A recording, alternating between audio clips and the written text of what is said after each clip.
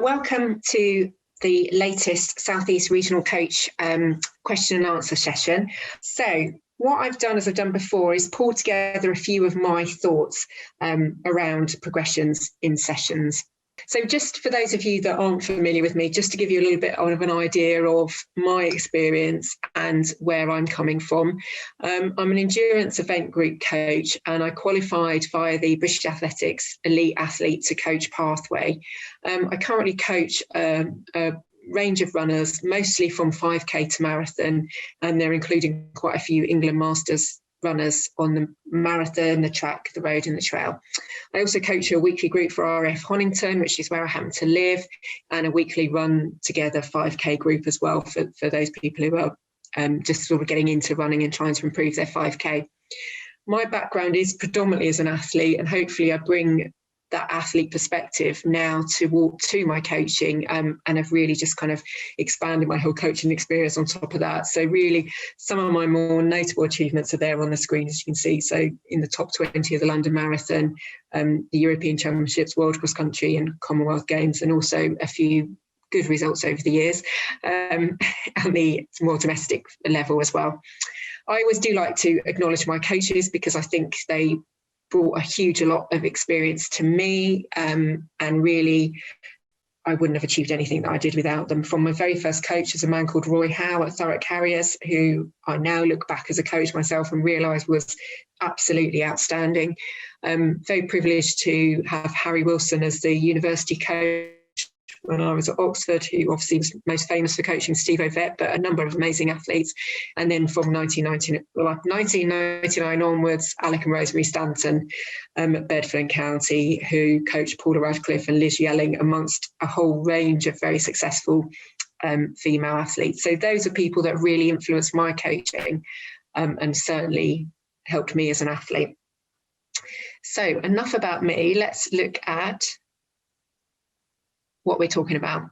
The key elements of sessions. So I always think this is kind of interesting. You know, we often have sessions that we run, and I have sessions that I run both as an athlete and set as a coach that my coach set me, and they're often something that's sort of passed down from coach to coach, from runners to runners, and perhaps we don't always quite think about the elements of that session and why we put them together in the way we do. And essentially on any type of interval session, there's four key elements, four key factors that you can change. And they are duration, so the length of each rep within the session, the volume, so the total number of reps that you're doing, the total number of distance or time that is the work element of the session that you're doing, pace, or perhaps I should have put on there as well, intensity, so how fast do you run the reps, and then lastly, the recovery, how much rest do you have between each rep and what type of rest are you going to have. And really, the way you manipulate those factors can really change a session quite dramatically. And I've tried to sort of illustrate that with some of the examples below. So 9 by 2 minutes, that's 18 minutes worth of work. And yet, I think those of you that are runners and those of you that are coaches will know that's very different to 3 lots of 6-minute reps. Likewise, if I then said to you, right, we're going to run those reps today at 3K pace, so at or above our lactate turning point, again, that's going to feel very different to if we say we're going to do these as tempo reps, a nice kind of 10K pace, or perhaps even sort of more kind of half marathon pace. So again, the pace can change how you experience those reps. And then obviously with the recovery, so if we do those 9 reps all the way through with just 1 minute recovery, again, we're going to really feel that by the time we get to the end of the session, compared to perhaps if we break them down to 3 sets, with 3 in each set, 1 minute recovery, but then perhaps a nice long recovery between sets. And finally, changing the nature of that recovery. So if we just stand around, lie on the ground, do whatever you want, in that 1 minute recovery, that might be very different to if I asked you actually to do a jog or a float recovery. And I will talk later around what a float recovery is for those of you who might not be sure. So just that same 18 minutes of work overall, and yet some very, very different sessions depending on how we manipulate the factors. And I think perhaps one of the important things as coaches, and indeed as athletes as well, is to really understand why might we be changing those factors and what might we be getting from those sessions, to then look at why we do them, what they're going to give us, and also how we might progress them from there. Okay, always, I think you need to start with the training principles. And again, this is something where I really feel I've moved from being an athlete to a coach, because you just did the sessions and they just were what they were. Now it's really that understanding about why are we doing them? Why do we do these intervals and these repetitions in the first place? And actually, essentially, why we do them is that they enable us to run either a higher volume or a higher intensity than we could achieve in a single continuous run. Then it's about understanding and again, how we manipulate some of those factors really come down to what's the training benefit we're trying to get from this? So what's the specific energy systems? What might be the other physiological goals? So things like VO2 max, lactate threshold, lactate turning point, all of those things, all of those factors, the aim of the session or the training principles is going to impact on how we structure the session and again, how we might progress it. And then, we're looking to develop the ability to run at a specific race pace. Now, when we set out, we might not be able to run the race at that pace, but what we might be able to do is actually break it down with these recoveries. And again, we can actually then build up. And I think there's also a degree of mental resilience. And again, those of you as athletes and as a coach watching athletes, running sessions can be mentally quite demanding. And there might be different sort of elements of determination and focus that we're trying to achieve. So there's a mental element to doing sessions as well. And then ultimately just, progression allows us to increase the training load, increase the adaptations that we're going to get from that training load, and ultimately get a better physical performance, i.e. we run faster and the athletes run faster. So that's what we're trying to achieve with any session that we actually set up. And this, hopefully you're sort of familiar with this idea of overload and adaptation and how we put a training stimulus in or a training load, whatever that might be, in this case, our interval session. And we then have fatigue initially, and then we have adaptation. But the idea of progressive overload is that actually we change, we progress the volume or the intensity of the session or the frequency potentially, and therefore we actually improve the fitness level on level time over time. So that's really why we're not just looking to do the same thing over and over again, but actually looking at why we might change those factors within the whole session.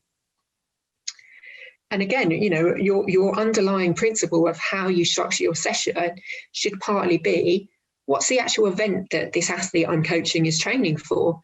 Because although it's all endurance and there's some very common factors across all of the endurance events, there's very different breakdowns from 800 meters to marathon. And the sessions that we set, we want to actually make sure that we're actually targeting the key factors for the actual session, for the actual event, that the athletes actually want to run. So again, just to kind of just touch on other reasons, hopefully, again, you may or you may not be familiar with a lactate curve. So looking at what pace can you actually run with various levels of blood volume of lactate. And, you've got there the aerobic threshold and the anaerobic threshold, or your lactate threshold and your lactate turning point. Again, terminology can vary and you can read more into that. But essentially what we're trying to do is improve the pace at which an athlete can run in whatever physiological state, using whatever physiological energy system that they need to use for their event. So essentially what we're trying to do is have the effect of training. So you can see in this athlete, they basically can run at a faster pace for the same kind of level of blood lactate, the volume of lactate in their blood. So again, that's what the effect that we might be seeking, or one of the effects that we might be seeking from the progression of training.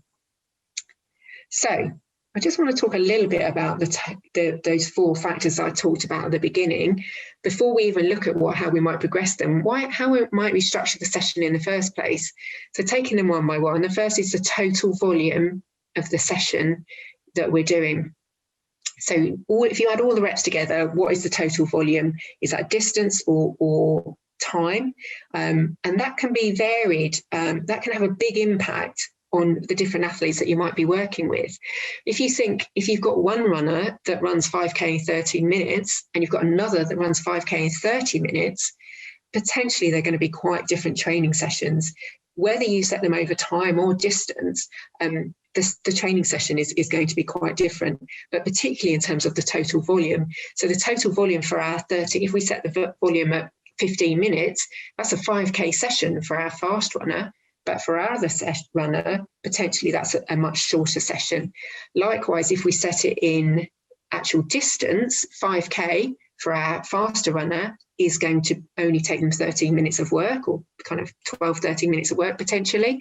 Whereas again, for our 5K runner, our 30-minute runner, if we set a 5K volume session, again, they're actually doing 30 minutes of work. Now that's quite a big, that's a much bigger chunk of work for that runner than for the faster one. So think about the volume in relation to the fitness of the athlete. Obviously, think about the target event. For a marathon, you probably want to do slightly bigger volume than you might for an 800-meter runner. But certainly, there is some crossover there, and I will talk a little bit. And again, the bottom point, I guess, around increasing volume to develop endurance is only a point up to which that's effective, and actually beyond that, it becomes counterproductive. So obviously, the volume and the endurance at the actual event that you're looking towards will have a bearing on total volume, but only up to a point. And then going back to some of those physiological things we talked about, for all of the different endurance events, there might be a different energy system that we want to use. So what one are we trying to focus on? And again, that might affect the total volume that we're doing, because if we're looking at anaerobic intervals, very fast intervals, most athletes are probably not going to do a large, or be able to do a large volume of that kind of work, potentially only equal to or maybe even less than their race distance. Again, depending on what actual event you're coaching them for. So it can vary greatly through the energy system, the actual fitness of the runner that you've got, and the goal that they're working towards. But always, I say, in any session you set, regardless of what distance they're targeting, regardless of what pace they're running, they must be able to complete the whole session consistently at the pace or intensity that you want them to, with the required recovery. Because the benefit of a session only comes if you can complete the whole thing in the way that is intended to be completed. So if they just don't have the fitness to run, if you set the session, say, for example, 18 minutes of volume, but your athlete actually doesn't have the fitness to run it at the intensity that we want for those whole 18 minutes, even if we break it down, then it's probably too much for them. So you've got to actually, when you've looked at all of the external factors like the length, the event, the energy system and all of that, you have to come back to the fitness of each individual athlete and say, is this right for this athlete? Can they complete it in the way that we want? And as I say, you might, over time, you can build that. So you might, a less fit athlete, to be frank, may struggle to do more than 10 minutes of quality work in a session. You can build that up over time, and actually, don't be afraid sometimes to set smaller sessions for athletes. Sometimes I think we get caught. We know as runners, I know as a runner, that you want to compete these big monsters and feel amazing for doing it. But if it's not right for you, it's not a lot to be gained. So, don't feel we've always got to add volume. We can do that incrementally over time. And even if you're aiming for the much bigger distances like the half marathon or marathon, if you're not fit enough to run, again, for example, a 30-minute a session that adds up to 30 minutes of work, we're much better actually focusing on, say, 18 to 20 minutes of work that you can complete well, than just sticking with 30 minutes of work for actually, and we're not really getting the benefit from the last 10 minutes because the athlete's too fatigued and they can't really run it at the intensity and in the way that we want it to be run. So, do match it back to your athlete as well.